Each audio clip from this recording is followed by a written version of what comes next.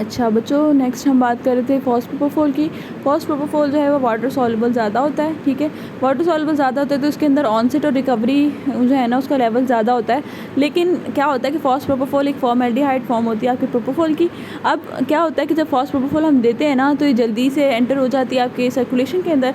वहाँ पे hepatic biliary apparatus के अंदर आपके पास एंजाइम होता है अल्कलाइन फॉस्फेट, जो कि इसको कन्वर्ट कर देता है इसके इंग्रेडिएंट्स में, जो कि प्रोपोफोल था, फॉस्फेट था, फॉर्मेल्डिहाइड ग्रुप था। अभी जो फॉर्मेल्डिहाइड ग्रुप है ना ये आरबीसीज के लिए यूज़ हो जाता है। देन जो आपको प्रोपोफोल है वो आगे फिर काम वो प्रोपोफोल वाला इसने करना है, ठीक है। ये प्रोपोफोल में कन्वर्ट होना होता है, इसकी ऑनसेट रिकवरी ज़्यादा होती है। इसके यूजेस देख लें, सीडेशन है, पेन रिलीज है, न्यूरोप्रोटेक्टिव इफेक्ट है।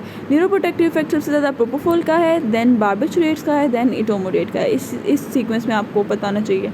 अच्छा, उसके बाद नेक्स्ट हमारे पास आता है कि प्रोपोफॉल के इफ़ेक्ट सीएनएस के ऊपर ये होता है कि इनकी इंट्राक्रेनियल प्रेशर कम कर देता है, फ्री रेडिकल कम बनाता है, जिसकी वजह से डैमेज कम होता है, ठीक है। रेस्पिरेटरी के अंदर रेस्पिरेटरी डिप्रेशन कराता है। उसके अलावा एंटीमेटिक इफेक्ट बच्चों इसका बहुत इंपॉर्टेंट है। अच्छा, उसके बाद हम नेक्स्ट अपने उस पर आ रहे हैं ड्रग पे, जो आपकी है इटोमोडेट, ठीक है। बच्चों एक बात याद रखनी है, इटोमोडेट आपके एनेस्थीसिया तो करेगा डेवलप, लेकिन एनर्जीजिया डेवलप नहीं करेगा। इसने पेन रिलीफ नहीं करनी, लेकिन बंदे को बेहोश कर देना, इसको पेन रिलीफ नहीं करेगा, एनर्जीसिक इफेक्ट नहीं होगा, जस्ट इसका एनेस्थेटिक इफेक्ट होगा, ठीक है। इसके लेस हीमोडायनामिक इफेक्ट है, पोरली वाटर सॉल्युबल है, इसने एक्शन वही करना है गैबा ए की पोटेंशिएशन वाला।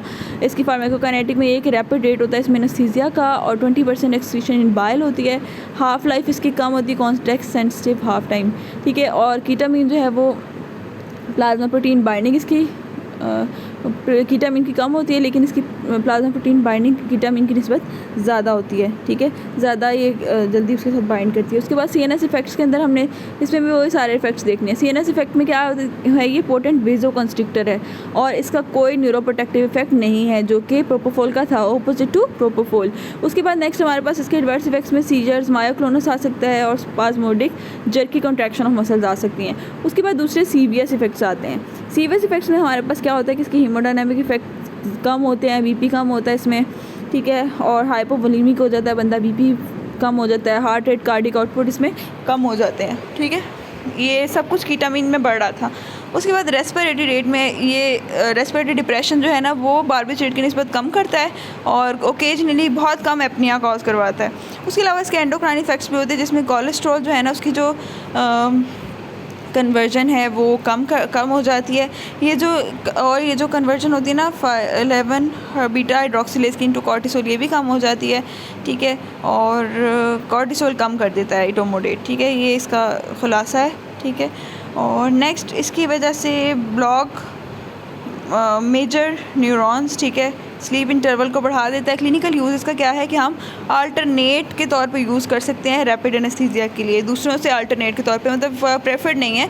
उन लोगों में प्रेफर्ड है कि जिनके अंदर हार्ट कॉम्प्रोमाइज़ हो, ठीक है। हार्ट कॉम्प्रोमाइज़ के पेशेंट में हम इटोमोडेट प्रेफर करते हैं। जिसका नॉर्मल हार्ट है उसके अंदर हमने प्रोपोफोल या बार्बिचुरेट्स प्रेफर करने हैं, ठीक है।